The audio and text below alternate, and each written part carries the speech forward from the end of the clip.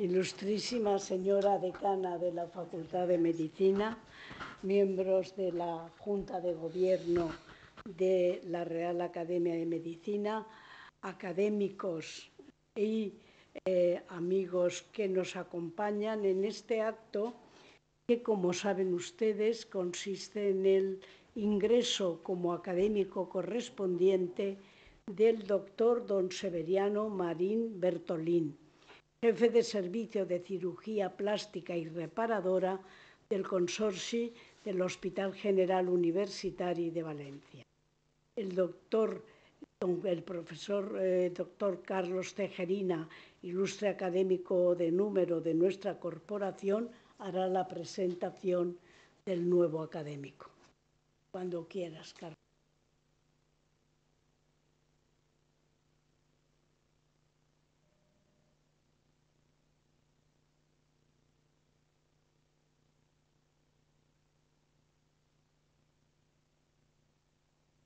¿Me oye? Sí.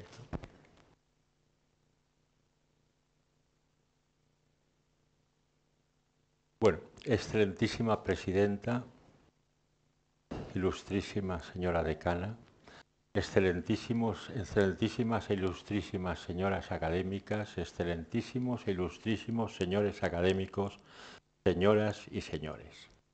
Es para mí un placer presentar al doctor Severiano Marín como nuevo académico correspondiente de nuestra querida institución. El doctor Severiano Marín es para mí ante todo un gran amigo. Asimismo es un gran compañero profesional dentro de la especialidad de cirugía plástica y reparadora. Aunque nos conocemos desde la residencia en los años 80, nuestra férrea amistad se remonta a más de 15 años. Años en los que, aparte de relación profesional, hemos tenido un gran contacto personal fuera del ámbito laboral, compartiendo cenas, comidas, fines de semana y largos viajes de los cuales guardo un gratísimo recuerdo. El doctor Severiano Marín posee un gran currículum profesional. Cursó la carrera de Medicina en la Universidad de Valencia entre los años 83 y 89, donde también realizó su tesis doctoral sobre la profilaxis de la contractura capsular de los implantes mamarios, obteniendo la clasificación de apto cum laude. Realizó la especialidad de cirugía plástica, reparadora y estética por vía MIR en el Consorcio Hospital General Universitario entre el 92 y el 96, obteniendo en su último año de formación el premio de residente de la SECPE, la Sociedad Española Nuestra. Desde 1997 ha desempeñado su actividad tanto en la medicina pública como en la privada. En el ámbito público ha ejercido como médico adjunto en el Servicio de Cirugía Plástica y Reparadora del Consorcio Hospital General Universitario de Valencia, posteriormente como jefe de sección y finalmente a partir del año 2008 como jefe de servicio. Casualmente, en este año 2008 accedí yo a la jefatura de servicio de cirugía plástica y reparadora del Hospital Clínico Universitario de Valencia. En cuanto a su actividad científica, es autor de más de 60 publicaciones, asistente a 113 cursos y ha presentado 115 comunicaciones en cursos y congresos. Con respecto a la docencia, ha sido profesor asociado desde el curso 2012-13 y este año ha accedido a la plaza de profesor permanente laboral del Departamento de Cirugía. Imparte docencia de posgrado en varios másteres de la Universidad Pública de Valencia y en universidades privadas. Con respecto a la investigación, ha formado parte como investigador principal o colaborador en varias líneas de investigación, totalizando más de 40 proyectos. Ha sido presidente del Comité de Ética de su hospital y vocal en diferentes comisiones. En cuanto a las sociedades científicas, es miembro de las siguientes: Sociedad de Cirugía Plástica, Reconstructora y Estética de la Comunidad Valenciana. Ha sido presidente desde el año 2016 hasta el año 2020 y como vocal del año 2008 al año 2014, años en los que yo ostenté la presidencia de esta sociedad. SECPRE, Sociedad Española, ha sido vocal por Valencia desde 2016 a 2020 y también es miembro de las sociedades de Senología y Patología Mamaria y de Cirugía Oncológica. Pienso que reúne méritos suficientes profesionales y personales para ser académico correspondiente. En el año 2010, cuando tuve el honor de ser nombrado académico de número, en mi discurso de recepción comenté que en ese acto significaba para mí un doble honor, porque además de significar mi entrada como académico en esta institución, suponía también la entrada de la cirugía plástica y reparadora en la Real Academia de Medicina de la Comunidad Valenciana. Hoy puedo estar orgulloso de que además de mí, como académico de número, contamos con 3 académicos correspondientes de nuestra especialidad, académicos correspondientes que presenté en esta institución por sus méritos. La doctora Moreno, el doctor Aracil y ahora el doctor Severiano Marín. Ahora Moreno se realiza práctica privada, el doctor Juan Pablo Aracil es jefe de servicio del Hospital General de Castellón.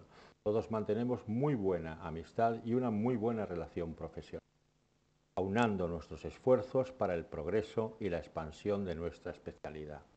Es por tanto y también para mí un doble honor presentar al doctor Severiano Marín como académico correspondiente.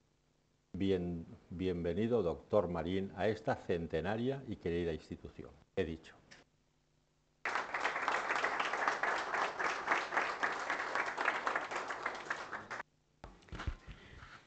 Muchas gracias, Carlos, por tu presentación.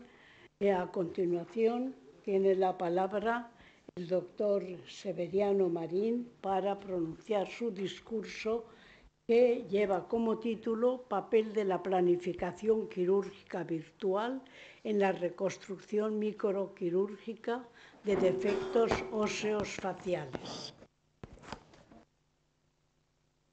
Excelentísima presidenta de la corporación, ilustrísima decana de nuestra facultad, excelentísimas e ilustrísimas señoras académicas, excelentísimos e ilustrísimos señores académicos, me gustaría empezar por el principio, y el principio no puede ser otro que agradecer al ilustrísimo señor don Carlos Tejerina.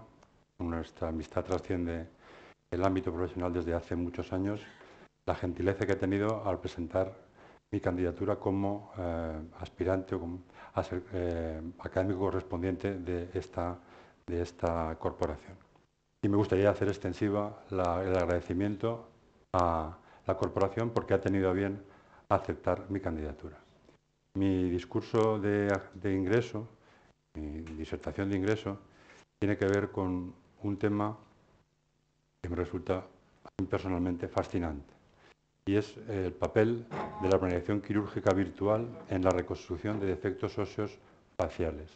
En cirugía plástica entendemos por reconstrucción microquirúrgica la transferencia de un agregado de tejidos, que puede ser solo uno, hueso, como más de uno, hueso, músculo y piel, de una localización anatómica, que puede ser la pierna, por ejemplo, a otra localización distinta, que puede ser la cara. Y eso implica la desconexión del árbol vascular del colgajo y la reconexión en una nueva ubicación utilizando técnicas que requieren del uso del microscopio quirúrgico y de ahí que se llamen técnicas microquirúrgicas. La reconstrucción en el área de cabeza y cuello es un área común a la cirugía plástica y a otras especialidades como la cirugía maxilofacial, la otorrinolaringología. En el Consorcio Hospital General Universitario todos los servicios a los que he hecho referencia son servicios muy bien avenidos, lo que nos ha permitido colaborar en innumerables ocasiones y además ofrecer a nuestros pacientes soluciones reconstructivas que no están al alcance de todos los hospitales. Porque a la dificultad técnica intrínseca de las reconstrucciones microquirúrgicas se unen otras dificultades, como son el hecho de que confluyen en un área anatómica relativamente pequeña muchas funciones vitales, por ejemplo la respiración, por ejemplo la masticación y la deglución, por ejemplo permitir un habla inteligible en todo aquello que no concierne a la laringe naturalmente, y cuando están implicadas la reconstrucción de estructuras óseas, como la mandíbula o la maxila, hay que tener en cuenta que son huesos tridimensionales con una arquitectura compleja que están muy relacionados con un concepto que se denomina oclusión. Tenemos una articulación, la temporomandibular, tenemos defectos muy singulares, no tenemos ningún defecto óseo que sea igual y a veces ni siquiera parecido a otro defecto óseo, lo que no permite sistematizar las técnicas y además, estando implicada la cara de los pacientes, tenemos la obligación de intentar mantener el aspecto preoperatorio de los pacientes. Para la reconstrucción de estos defectos óseos, aunque se pueden utilizar varios colgajos que tienen huesos, el que se utiliza con mayor frecuencia, como ven, apabullante, 90% de los casos es el colgajo óseo u osteocutáneo de peroné. La imagen inferior corresponde a un colgajo óseo en el que tenemos el hueso peroné con su pedículo vascular, la arteria peronea y sus venas comitantes, y en la imagen superior un colgajo osteocutáneo, donde aparte del peroné tenemos el músculo flexor largo del hallux y también una pastilla de piel y fascia, con una arteria peronea que ya se aprecia en la imagen. No nos ponen las cosas fáciles porque en el mejor de los casos tiene 7 u 8 centímetros de longitud, lo que dificulta mucho su manejo. Hasta ahora, hasta no hace muchos años, la forma de proceder era el tallado manual de los colgajos, es decir, hacíamos una sección de una pieza tumoral, generalmente un tumor maligno, y posteriormente teníamos que, a partir del hueso peroné de ese paciente, tallar el esqueleto de forma artesanal. Teníamos que hacer las osteotomías, calcular las longitudes, medir los ángulos y además rectificar en cada ocasión mediante el método de ensayo y error. Y cuando teníamos el esqueleto montado, lo siguiente era las placas de osteosíntesis, que eran estándar, teníamos que doblarlas, angularlas, de nuevo con el método de ensayo y error para conseguir que adaptaran a nuestro defecto. Y por si fuera poco, cada uno de los tornillos que empleábamos en la reconstrucción tenía que ser medido uno por uno en longitud, en grosor, etc. Ese tallado manual no es que fuera imposible. De hecho, en casos sencillos como este, en el que falta un solo fragmento de la mandíbula, que es la rama horizontal, pues una vez colocada la placa de reconstrucción, con algún truquito que hacíamos, con alguna medida previa en las radiografías, pues cortábamos una reglita de plástico con las dimensiones adecuadas, la angulábamos de la forma que nos parecía correcta y después, pues bueno, con cierta facilidad, en un caso simple como este, pues conseguíamos una reconstrucción anatómica. Lo que pasa es que en cirugía de cabeza y cuello los casos simples escasean, la verdad.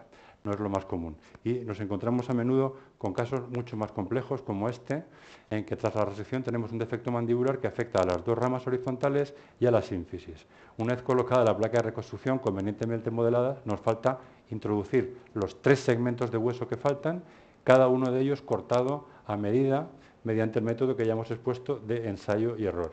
Esta reconstrucción tiene 4 osteotomías y 8 carillas articulares. Si en una reconstrucción imprecisa cometemos un error de 1 milímetro en cada corte, hablamos de 8 milímetros de error acumulado, lo que hace incompatible con el éxito de la técnica reconstructiva. Y no obstante lo hacíamos, quiero decir que pasa es que el coste en tiempo era muy alto. En la actualidad las cosas han cambiado radicalmente. Ahora no necesitamos al paciente delante ni estar en quirófano para planificar la cirugía. Podemos planificar todos y cada uno de los pasos previamente, de forma virtual. Es lo que se conoce como planificación quirúrgica virtual. Es verdad que hay grupos de trabajo muy proclives a usar esta técnica, entre los cuales se encuentra el grupo de trabajo del Hospital General y otros muy contrarios. Los muy proclives pensamos que conseguimos mucha exactitud, que ahorramos mucho tiempo. Los muy contrarios dicen que, bueno, si igual se ahorra tiempo, pero cuesta mucho más dinero, que es, por cierto, bastante obvio, y que además nos convierte en muy técnica dependiente. Si te hacemos una planificación rigurosa y luego el crecimiento tumoral sobrepasa la expectativa de planificación y tenemos que resecar más, los contrarios a esta técnica dicen que el cirujano pierde plasticidad cerebral y es difícil, una vez hecha la planificación, modificarla sobre la marcha para hacer una reconstrucción anatómica. La verdad es que la literatura no ayuda mucho. Quiero decir que si hacemos una búsqueda en la literatura, los artículos que proporcionan evidencias reales de que una de las opiniones es mejor que la otra, es decir, los ensayos clínicos aleatorizados, la verdad es que escasean en mi área de conocimiento, escasean de forma alarmante.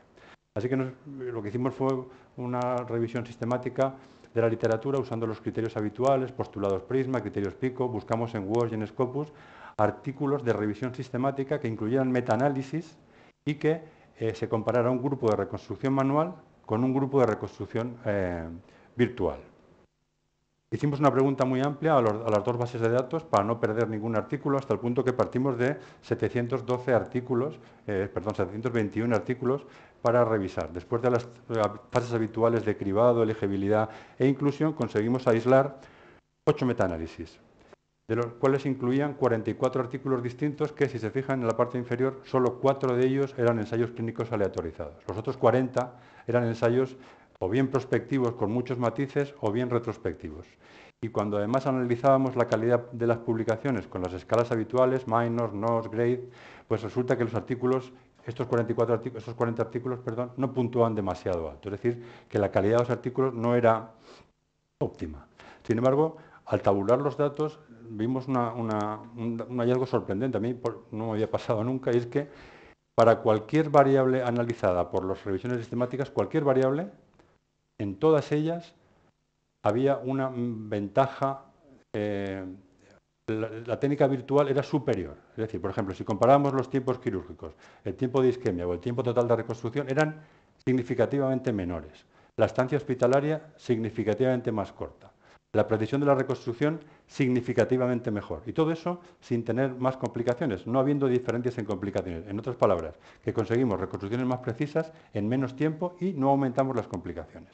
Estos hallazgos, que ya digo que no hay que perder de vista la calidad de partida de los estudios que permiten sacar esta conclusión, me ratificaron un poco en mi impresión de que lo que ocurrió en el general había estado bien. ¿Y por qué ocurrió esto que están viendo? Hemos hecho una revisión de casos de reconstrucciones de cabeza y cuello en las que había implicados huesos de la cara, la mandíbula y la maxila, concretamente. No incluimos la calota ni otras estructuras. Y teníamos 6 planificaciones manuales, las 6 primeras, y 20 planificaciones virtuales, todas las demás. Es decir, que cambiamos nuestra estrategia de forma abrupta e irreversible. La serie de 26 pacientes, el paciente tipo es un varón de 50 a 60 años con un carcinoma epidermoide de vías aerodigestivas superiores, o de las consecuencias del tratamiento de estos cánceres mediante radioterapia, lo que se denomina una osteoradionecrosis. En nuestra serie, el hueso que reconstruimos con más frecuencia fue la mandíbula, en el 92% de las veces. El hueso que utilizamos fue el peroné en el 100% de las ocasiones. El colgajo contenía isla de piel, como la diapositiva que vimos inicialmente, en casi 3 de cada 4 casos, y 1 de cada 4 el colgajo era puramente óseo, lo que se corresponde con los tumores benignos y las secuelas de osteomielitis. En algunos casos tuvimos que emplear un loop o un asa vascular para elongar el pedículo. Esto significa que un pedículo como el del peroné de 7 centímetros generalmente no llega a donde queremos que llegue y nos obliga a hacer maniobras de este tipo. Este es un paciente en el que hemos preparado un loop de la vena cefálica. La hemos extraído en su totalidad desde la flexura del codo hasta su desembocadura en la vena axilar y nos la hemos acercado al cuello. Ya ven que la yugular externa es muy corta y la cervical transversa no digamos. Es imposible que el pedículo del peroné alcance esa localización. De forma que nos llevamos la vena cefálica a la posición, hacemos un loop y lo conectamos a la cervical transversa. Después, una simple venotomía en la posición más alta del asa nos permite ganar alcance para conseguir anastomosar la arteria peronea y la vena peronea a nuestro pedículo. El número de segmentos óseos de la reconstrucción de media en la serie fue de 2,3 y en la serie virtual 2,4. Y el tiempo quirúrgico total medio fue de 630 minutos por intervención y podemos diferenciar los 5 primeros casos, donde tardamos la friolera de 796 minutos por reconstrucción de media, a los últimos 10 casos, en donde estamos tardando unos 459 minutos, que si las cuentas no me fallan son 3 horas menos. En parte será debido a la superación de la curva de aprendizaje, naturalmente, y en parte será debido a la ventaja que, desde mi punto de vista, es incuestionable de planificar las cirugías con anterioridad, planificarlas de forma virtual. Las cirugías son de extrema complejidad, algunas de ellas, de forma que las complicaciones no son extrañas. Hemos tenido 11 pacientes sin ninguna complicación y 3 con complicaciones menores, es decir, complicaciones que no han requerido de reintervención quirúrgica. 14 en total, un 54% de pacientes se resolvieron con una sola cirugía, si bien los otros 12 requirieron más intervenciones. Solo tuvimos una complicación vascular, una trombosis del pedículo, en un paciente que no pudimos recuperar, la reconstrucción me refiero, y otras 11 pacientes acumularon 14 reintervenciones. Aquí están enumeradas, algunas son sencillas, otras más complejas, pero en cualquier caso lo que es importante, yo creo que es la cifra total. Es decir, de los 26 pacientes de la serie, en 25 casos se cubrió el objetivo primario, que era la consolidación ósea, es decir, la reconstrucción del esqueleto facial, con una tasa de éxitos, en este sentido, del 96%. No obstante, son muchas complicaciones, así que nos dio por comparar con con la revisión sistemática que hayamos visto para ver si las cifras eran concordantes y podíamos estar satisfechos de lo que hacíamos o teníamos áreas de mejora. La trombosis, en cuanto al primer ítem, la pérdida total del colgajo, tuvimos una trombosis del pedículo que no nos permitió recuperar la reconstrucción y eso supone un 5% de los 20 pacientes planificados virtualmente. En una serie de 20, cada fallo del colgajo supone una penalización muy alta en el porcentaje. Pero, sin embargo, si comparamos con la serie de Padilla, que incluye 237 casos de planificaciones virtuales, la tasa de permeabilidad de fracaso es del 4,69, que está bastante próxima a la nuestra. Otras complicaciones como fístulas, infecciones, pseudoartrosis, problemas con la osteosíntesis, pues en nuestra serie son un poco más frecuentes o un poco menos frecuentes. La fórmula para comparar las que se le ocurrió a Pokarowen en su serie fue el número de complicaciones total por paciente. Pokarowen publicaba un número de complicaciones de 0,96 por paciente, la nuestra 0,90 es perfectamente comparable. El número de segmentos de la reconstrucción virtual en nuestro caso fue 2,4 en la media aritmética de lo publicado.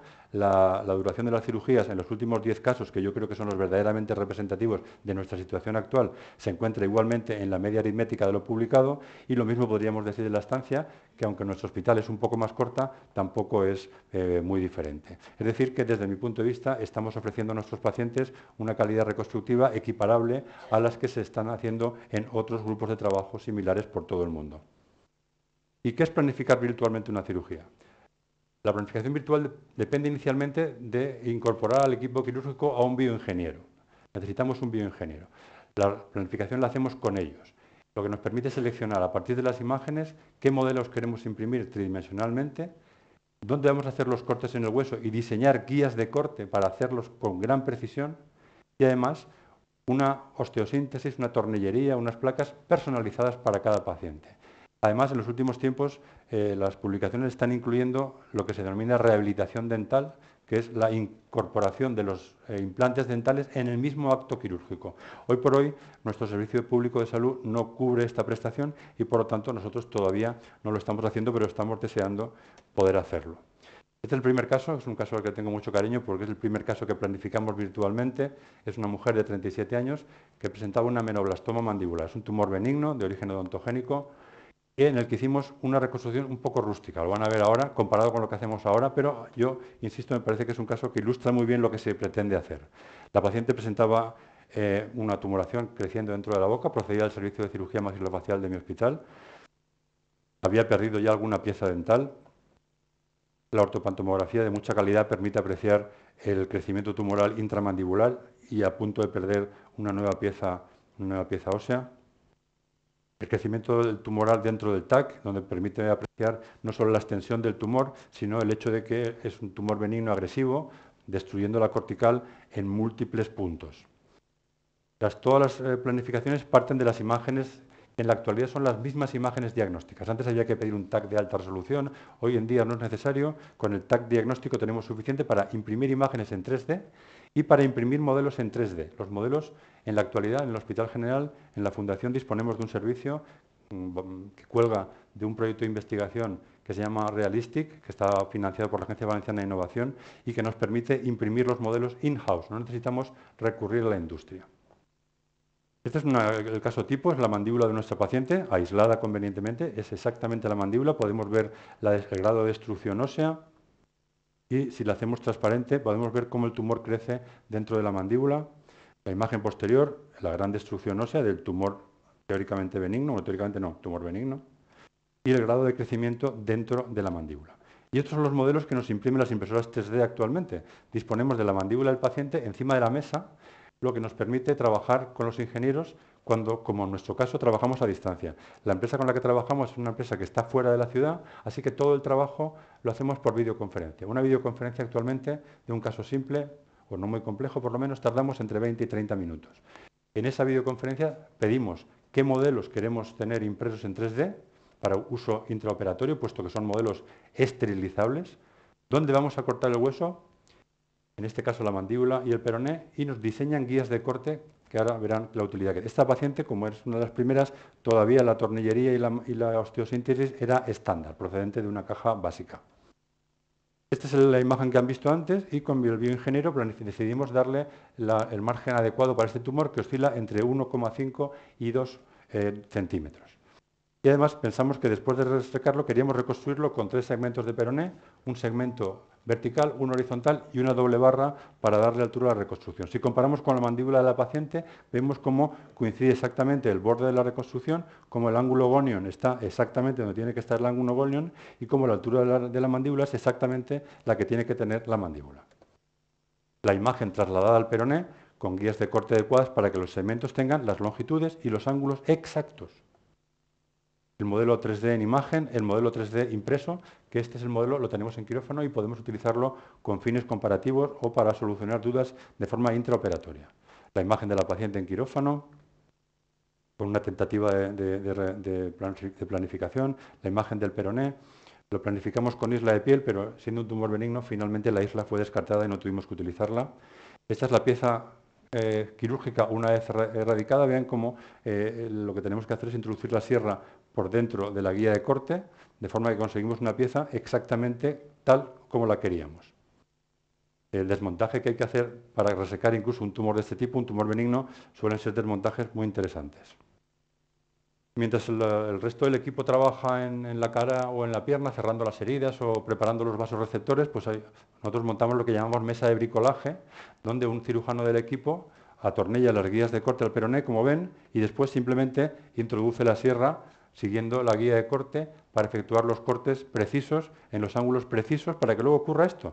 Y es que las piezas encajen perfectamente. No hay ni medio milímetro de hueco entre los huesos. En este paciente, que era un paciente incipiente, todavía cogimos la plaquita de la caja, no teníamos una plaquita premedida, eso propuso cierta pérdida de tiempo. Con el resto de las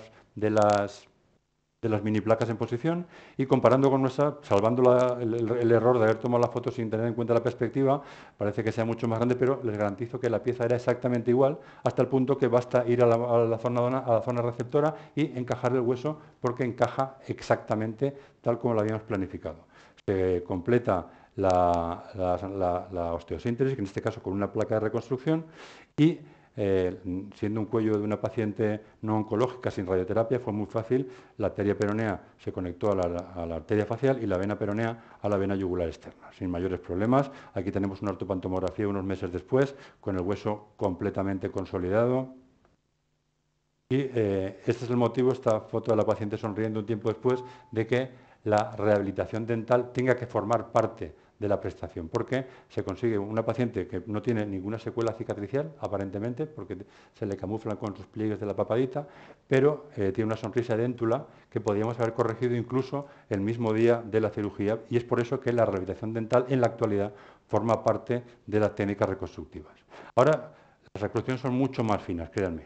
Hacemos todo, excepto la rehabilitación, porque no se nos permite, pero este es un caso de un paciente de 54 años con secuelas de una osteomielitis, al que tenemos esta planificación, las guías de corte, mucho menos aparatosas que anteriormente, por donde vamos a cortar la mandíbula, cómo vamos a reconstruirla, cómo vamos a cortar el peroné con sus guías de corte, preparadas para los cortes, y además tenemos planificada incluso la reconstrucción de osteosíntesis. Tenemos que cada plaquita es distinta, de un color diferente, que no permite la confusión. Estas imágenes están disponibles en las pantallas de quirófano en todo momento, y tenemos un comercial de la casa que le va diciendo a la enfermera en todo momento, o al enfermero, en todo momento qué plaquita hay que utilizar, y los tornillos, como ven, son tornillos numerados, de forma que el tornillo 1 es un tornillo de 6 milímetros de longitud, de 1,9 de diámetro, es un tornillo non-locking, y la fresa que hay que utilizar es de 1,4. Eso repetido hasta el número 34, que fueron los tornillos que requirió esta paciente para su reconstrucción. De forma que las reconstrucciones son extremadamente precisas. Es un caso muy reciente, esta ortopanto es de hace nada, una semana. Se fue el paciente, no me di cuenta que estaba borrosa la parte central, pero en las partes que se ven, como ven, ya el hueso está perfectamente consolidado con solo 3 meses de evolución. Faltaría por comprobar esta zona central, pero me da a mí que no nos va a dar ningún problema. Secuelas cicatriciales, ninguna, prácticamente. Secuelas, ninguna, más allá de la secuela cicatricial, que es la necesaria para poder resecar el tumor o preparar la osteosíntesis. Y 2 casos más complejos, que son los que me van a permitir ilustrar la técnica que hacemos, que es un caso de un varón de 49 años con un carcinoma adenoide quístico del seno maxilar. Es un tumor muy maligno. Ya lo es de por sí, pero cuando lo ves en el paciente, pues es altamente alarmante. Vean el sobrecrecimiento de encima del seno maxilar, la araterorrinia, debido a que el tumor había desplazado ya la pirámide nasal hacia el lado derecho del paciente, el crecimiento de partes blandas que sobrepasaba el labio en su línea media, se intuía la erosión de la maxila, que en una visión más próxima se podía apreciar que la maxila estaba completamente carcomida. La resección en quirófano la planificamos con los cirujanos maxilofaciales del hospital, una resección muy ambiciosa, incluyendo la totalidad del labio superior, sobrepasando la línea media, la vertiente nasal, casi todo, una hemimaxilectomía ampliada, la pared anterior del seno, el arco cigomático, el suelo de la órbita y con dudas respecto a la necesidad de efectuar una exenteración orbitaria que finalmente la biopsia intraoperatoria descartaron. Teniendo en cuenta que pensábamos que el paciente no iba a sobrevivir a su tumor, hicimos una reconstrucción relativamente sencilla en la que solo reconstruimos partes blandas. Como ven, objetivos concretos, estabilizar el suelo de la órbita para que el paciente no tuviera diplopia, separar la cavidad nasal de la cavidad oral, reponer la pérdida de volumen central, reponer la piel, en fin. No era el objetivo en ningún caso, en este caso no podíamos atender ese último requisito de que el paciente no tuviera defectos estéticos, porque después de una sección de esta envergadura pues es imposible no dejar defectos estéticos en la cara. No obstante, el paciente se había decidido que iba a llevar radioterapia, así que con toda la intención del mundo sobredimensionamos el colgajo, sabiendo que la radioterapia le iba a sentar muy malamente y se iba a contraer muchísimo, así que este es el aspecto del paciente en el momento cero. Colgajo muy abultado, apenas permitía la apertura de la boca, llevaba una PEG de alimentación. Sin embargo, sí que apreciamos, por ejemplo, que las cavidades están perfectamente aisladas y además el paciente no tenía diplopia, no veía doble, debido a que la posición del suelo de la órbita era la correcta. Después de la radioterapia, el colgajo se ha ido encogiendo, continúa encogiendo durante los siguientes meses, mejor apertura bucal. Ya ven la pérdida de volumen significativa, prácticamente sin aumento de proyección respecto al lado contralateral. La zona donante, que ya han visto que era gigantesca, no había ninguna posibilidad de cerrarla directamente, de forma que requirió de un simple injerto de piel, pero con este defecto estético considerable. Y fueron pasando los años. Entonces se hizo evidente para el paciente en primer lugar y para nosotros también que el paciente iba a sobrevivir a su tumor.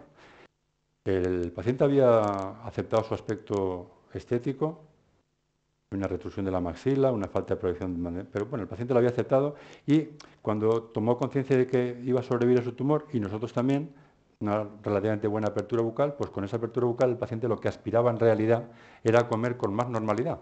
Y básicamente lo que él echaba de menos y lo verbalizaba con mucha gracia era que quería comerse un bocata, ¿vale? Así que decidimos complicar un poco la reconstrucción teniendo en cuenta que el paciente iba a sobrevivir a su tumor, ya llevaba 5 años de supervivencia. Seguía manteniendo el aislamiento de las cavidades, así que lo que hicimos fue intentar reconstruir el defecto óseo, que era pues, de la magnitud que hemos indicado antes y afectaba a todas las estructuras que hemos visto antes. En imágenes tridimensionales desde diferentes ángulos se aprecia el suelo de la órbita reconstruido con una prótesis que no ha dado problemas en ningún momento. Y esta es la planificación más complicada que hemos hecho hasta la fecha. Esta es la versión 7, intentamos muchas reconstrucciones y finalmente decidimos hacer 2 segmentos de peroné para reconstruir la maxila y un arbotante, un tercer segmento apoyado en el seno, en el arco cigomático para soportar toda la estructura. Aquí lo tenemos transferido a las imágenes óseas con sus guías de corte y esto es lo que pretendíamos hacer. Reconstruir la maxila y apoyarla para estabilizarla en el muñón del arco cigomático. Estos modelos tridimensionales los tenemos disponibles en quirófano, es imposible sino después saber cómo va exactamente cada plaquita. Pues, insisto, son estériles y se pueden usar en quirófano, en este caso eran imprescindibles, según mi opinión, y volvimos a quirófano con el paciente. Teniendo en cuenta que el lado derecho de la reconstrucción era funcional, nos había permitido cubrir muchos de los objetivos reconstructivos que teníamos, decidimos llevarnos las anastomosis al lado contrario para no perjudicar el colgajo que nos estaba funcionando bien. Ya ven que la previsión más optimista de alcance, de las arterias y la vena facial era esta, era muy optimista, por cierto, de forma que era poco probable que llegara la arteria peronea desde aquí hasta aquí, que son más de 7 centímetros. Planificamos un loop de cefálica, tal como el que he mostrado anteriormente, pero al final decidimos otra cosa. Esta es la extracción del peroné con isla de piel, la preparación de levantando el colgajo para tener acceso a los huesos donde poder atornillar nuestra osteosíntesis, la localización de los vasos faciales, muy lejos de la previsión más optimista. Como ven, en ningún caso una arteria peronea que podría quizá llegar hasta aquí va a llegar hasta aquí, así que en vez de hacerle un loop de cefálica, por cuestiones logísticas, le hicimos un loop usando la vena safena de la pierna, conectando la arteria facial a la vena facial y llevándola a la posición adecuada. El peroné ya osteotomizado en la mesa, y ya cortado con las guías de corte, con los 3 segmentos numerados, 1, 2, 3. Este es un segmento excedentario que no nos decidíamos a quitar porque casualmente una de las perforantes cutáneas que acababa en la piel pasaba por ahí, así que estuvimos dudando mucho rato. Esa perforante. Y aquí tenemos el montaje. Como he dicho antes, teníamos el modelo, afortunadamente, el modelo en la mesa, de forma que podemos comparar lo que estábamos haciendo en la mesa de bricolaje con cómo queríamos que nos quedara una vez montado en la cara del paciente. Al final pudimos montarlo tal como estaba previsto, cerramos los defectos, el loop de safena no nos dio ningún problema. Y esta es una ortopantomografía en el momento inicial, con las plaquitas recién puestas, y un tiempito después que ya el paciente requirió varios retoques para el resultado final que van a ver. En uno de ellos aprovechamos para quitarle las plaquitas porque no hacían falta, ya que el hueso estaba completamente consolidado. Este es el aspecto del paciente, no muy diferente teniendo el hueso al que tenía antes, sí que ha mejorado la proyección de la maxila, la proyección del arco cigomático, pero aunque teníamos una buena parte de los objetivos médicos cubiertos, si el objetivo último de todo esto era que el paciente se comiera un bocadillo, pues en ese sentido, sin duda, no conseguimos cubrir sus expectativas. Y un último caso de un varón de 55 años con un carcinoma epidermoide multirecidivado, tratado con radioterapia y con una parálisis facial secundaria a las cirugías previas. Este paciente procedía, y de hecho lo operamos con el servicio de otorrino. Este es el paciente, vean los múltiples estigmas de las cirugías previas, una cicatriz, otra cicatriz, secuelas de parotiectomía, el arco esqueletizado, además de una parálisis facial secundaria a la parotiectomía y una osteorradionecrosis del muñón del arco cigomático, que ya es mala suerte, que además parecía tumoral. Descartamos que fuera tumoral con biopsias intraoperatorias y decidimos reconstruir al mismo tiempo la parálisis facial y el hueso. Así que este es el defecto de mandíbula. Falta toda la rama horizontal y toda la rama vertical. Aquí ven la cavidad glenoidea completamente vacía, no tenía cóndilo. De forma que utilizamos de nuevo las guías de corte para hacer el corte exactamente donde queríamos hacerlo y no en otro sitio. Nos fuimos al peroné, donde del mismo modo diseñamos los fragmentos óseos necesarios y las guías de corte, y nos vinimos al paciente. En el poquito tiempo que pasó hasta que lo operamos, vean cómo había progresado la osteorradionecrosis con una nueva fístula facial. Y bueno, fue un trabajo a 6 bandas. Teníamos un equipo trabajando en una pierna, rescatando el peroné con su isla de piel y al mismo tiempo preparando la reconstrucción tridimensional. Como ven, siguiendo exactamente nuestra planificación. Otro grupo en la otra pierna extrayendo el músculo vasto lateral con su nervio.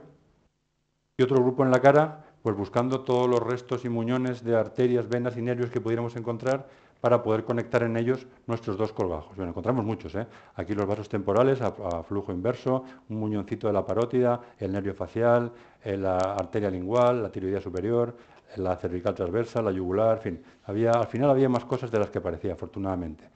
Esta es nuestra planificación. El plano más profundo colocamos el músculo vasto.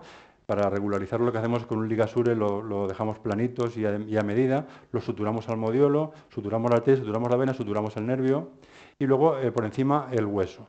El FHL lo utilizamos para rellenar el arco cigomático, el seno maxilar que estaba vacío, el hueso montado, listo para atornillar solamente en el lado de la mandíbula sana, que estaba bastante lejano, como ven. En cuanto a la parte de la TM, pues no tenía cóndilo, así que lo que hicimos fue preparar el segmento proximal del peroné dándole forma más redondeada y colocamos el muñoncito de parótida entre el peroné y la cavidad glenoidea. Es lo que se denomina una artroplastia interposicional, que en este paciente en particular ha funcionado perfectamente. Aquí ven cómo hemos utilizado la isla de piel para cerrar las islas forocutáneas y la piel que sobraba la hemos desepitalizado y la hemos dejado en profundidad para dar volumen a la cara del paciente, que era completamente esqueletizada, como han visto. Esto es un vídeo... no tenemos audio, qué pena. Bueno, es un vídeo de quirófano, la isla de piel del peroné. Ahí tenemos que le hemos hecho una perforación al septo para pasar el pedículo del músculo vasto, que se usó para reanimación facial. Aquí tenemos el músculo vasto, suturado al modiolo, convenientemente. Esas serían las conexiones del músculo vasto, de la isla de piel, que van a la yugular externa y a la cervical transversa, y las del vasto, que a través del agujerito pasan para anastomosarse a la tiroidea superior y a una de las ramas del tronco tirolingofacial que estaba intacto. Por su parte, el nervio del motor del vasto lo unimos al muñón del nervio facial, un montaje que me parece particularmente complejo. En cuestión de unos meses teníamos el hueso soldado y el cóndilo estable dentro de la cavidad glenoidea con una articulación temporomandibular funcionante. Este paciente conseguimos muchos objetivos reparadores, descartar la malignidad, aportar volumen, cerrar la piel y además conseguimos una tímida sonrisa, que es lo de menos porque este paciente además conseguía cerrar la boca lo suficiente como para no perder líquido. La comida sólida la ingería bastante bien, pero el líquido lo perdía al beber. Entonces, al darle tono con el basto, conseguimos que, aparte de esa tímida sonrisa, el paciente pudiera deglutir líquidos sin mayores problemas. Y para terminar, les diré que esto no acaba aquí. Esto es una paciente nuestra. Hay muchos grupos de trabajo trabajando en este aspecto en concreto y con pocas empresas de la industria, lo que nos hace que todos nos podamos nutrir de las ideas de los otros. En este caso, era una paciente con osteomielitis, reconstruida con una placa, pero que la paciente quería ponerse dientes, así que le propusimos una reconstrucción con peroné y una vez terminada, la propia industria nos propuso, oye, ¿y por qué no le ponemos una prótesis a medida, una prótesis de PIC, para suplementar la altura de la mandíbula y mejorar el perfil de la paciente? Bueno, pues lo hicimos. La verdad es que en quirófano quedó fenomenal, pero lamentablemente la prótesis se infectó y tuvimos que quitarla. No es, el hueso está, cuando quitamos la prótesis el hueso ya estaba consolidado, quitamos todas las mini placas menos una, faltaba un poquito de hueso aquí, le pusimos unos injertitos y ya ven que la paciente, pues bueno, la única secuela cicatricial que tiene es que se le ve una pequeña escotadura en la zona que habíamos utilizado la prótesis de PIC para conseguir mejorar el contorno. Solo se aprecia esa pequeña escotadura. Y estos son tan rápidos, la industria es tan rápida que, como la prótesis de PIC no les fue bien, nosotros mismos para el siguiente caso les propusimos, oye, ¿y por qué no una prótesis de PIC, que es un material poroso, que es fácil que se infecte, no nos fabricas una placa adecuada, una placa que nos dé altura? Y como eso ellos solo tienen que imprimirlo, porque ahora la tecnología funciona así, no requiere de permisos, pues nos imprimió una placa para esta paciente en la que, como ven, tenemos un suplemento, una especie de faldón inferior que nos permite hacerla congruente con la mandíbula de la paciente. Y eso en la práctica se traduce en una curva mandibular sin ningún tipo de indentación, sin ningún tipo de escotadura, una reconstrucción mucho más anatómica. En los próximos años vamos a ir a oír mucho de planificación quirúrgica virtual, no solamente en este área de conocimiento, sino en todas, porque como ya ven, la cosa va muy rápida. Y esto es lo que quería contarles. Gracias por su atención. Muchísimas gracias.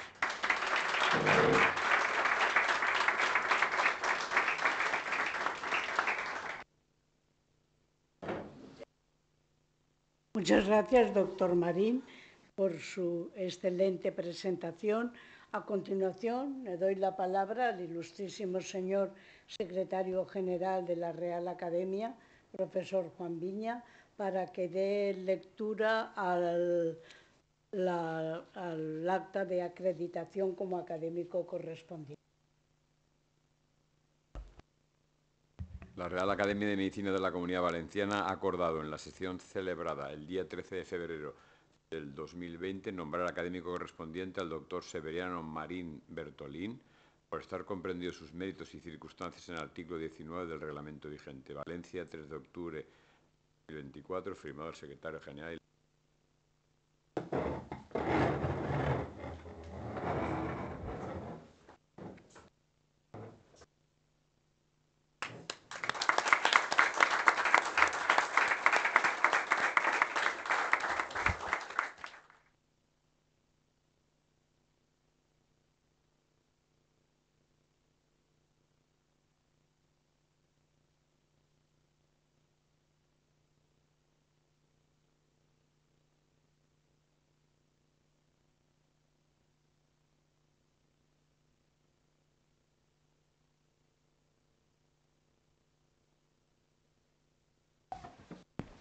Bien. Para terminar, yo quería felicitar al doctor Severiano Marín por su excelente presentación, así como a su familia, que veo aquí presente, por su ingreso como académico correspondiente.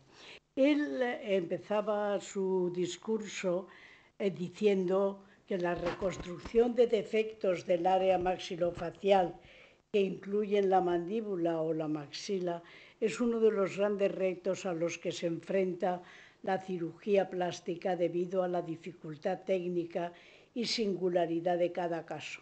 A mí me gustaría añadir, desde mi perspectiva, que es que los problemas de reconstrucción de esta parte de nuestro organismo comportan además un grave problema a veces estético. Estético porque no es algo que ocurre dentro de nosotros, sino que es algo que da nuestra imagen al mundo. Y no solamente es por problemas de estética, es que para algunos pacientes la situación previa a una reconstrucción adecuada, por eso es tan importante el que los cirujanos plásticos hayan dedicado su tiempo y su trabajo a ello, es estigmatizante.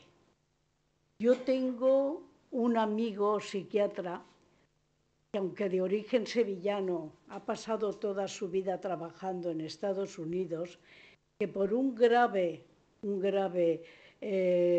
tumor en la mandíbula tuvo un auténtico vía crucis durante muchos años con las reconstrucciones correspondientes. A todos sus compañeros nos costó mucho trabajo, ya no porque, como es lógico, tratábamos de no fijarnos, de no prestar atención a eso. Tuvimos mucho tiempo en el que conseguimos con esfuerzo que hablara en algunos de nuestros congresos, porque para él la situación era tan estigmatizante que, aunque era un excelente psiquiatra y un excelente científico, no quería participar en las simposia o en los congresos que organizábamos porque creía que no se le iba a entender verdaderamente. Alguna pequeña dificultad sí que tenía, pero que su aspecto iba a inspirar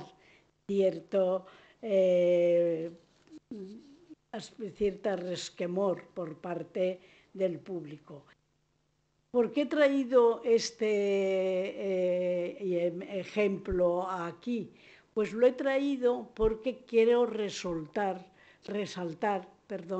la importancia que tiene la reconstrucción de las lesiones en cualquier parte de nuestro organismo, pero en este caso que hoy nos ocupa, especialmente en la mandíbula, en el área maxilar, porque esta es la que presentamos con más frecuencia.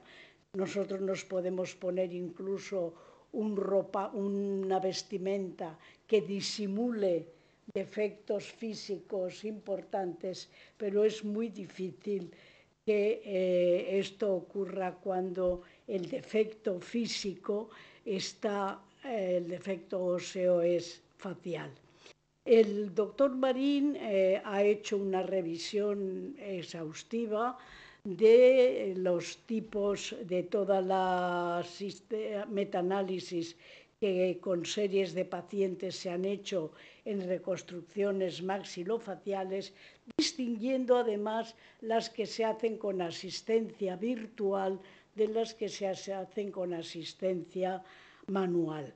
A continuación nos ha presentado datos y muchos casos de la serie que ellos han llevado a cabo en el Hospital General, con reconstrucciones de mandíbula o maxila mediante colgajos libres, óseos, osteocutáneos, con o sin asistencia virtual. Creo, si no he leído mal el resumen que él me envió en su momento, que los resultados de casos reconstruidos virtualmente parecen ser equiparables a los de otras similares de la literatura y quizá en algunos casos por encima o mejor o con mejores resultados que los de reconstrucción manual. Yo creo que hay que dar las gracias a todos los cirujanos plásticos y en este caso al doctor Marín, no digo al doctor Tejerina, que lo tengo tan cerca y tan próximo, e incluso a otros cirujanos que, como al doctor Bagán, al que veo allí detrás, pues muchas veces también tendrá que colaborar en esto, porque se ha hablado aquí de que la reconstrucción dental muchas veces también va incluida en esa reconstrucción. Por eso les felicito, les doy las gracias en nombre de esos pacientes que sufren y sufren mucho, incluso aunque lo que hayan tenido sea un tumor benigno y no corra peligro su supervivencia, pero sí corre peligro su aspecto físico, su relación con los demás, y eso creo que es muy de agradecer. Este área de la cirugía reconstructiva merece toda nuestra atención y todo nuestro agradecimiento. De nuevo, muchas felicidades, doctor Marín, y muchas gracias por formar parte de esta institución que es la Real Academia de Medicina de la Comunidad Valenciana. Gracias, buenos días, se levanta la sesión.